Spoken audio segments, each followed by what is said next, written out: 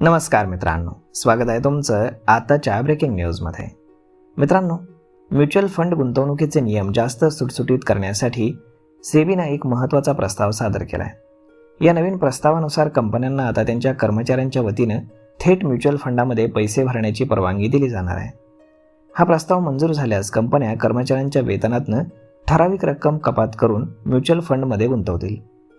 कर्मचारी आणि कंपन्यांमधील या व्यवस्थेमुळे नोकरदार वर्गाला बचतीचा एक सुरक्षित आणि शिस्तबद्ध पर्याय उपलब्ध होणार आहे. तर सध्याच्या नियमानुसार म्युच्युअल फंडामध्ये गुंतवणूक करताना पैसे केवळ गुंतवणूकदारांच्या स्वतःच्या बँक खात्यातूनच जाणं बंधनकारक आहे. दुसऱ्या कोणाकडूनही पैसे स्वीकारण्यास सध्या बंदी आहे.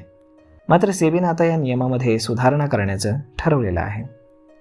तर मग मित्रांनो, अशा पद्धतीनं आता कंपनीज कर्मचाऱ्यांच्या वेतनातनं ठराविक रक्कम कपात करून म्युच्युअल फंडमध्ये गुंतवू शकते आणि नंतर तेच म्युच्युअल फंडचे युनिट्स जेव्हा तो एम्प्लॉई किंवा कर्मचारी कंपनी सोडून जाईल तेव्हा त्याला मिळतील त्याच्या डीमॅट अकाउंटमध्ये.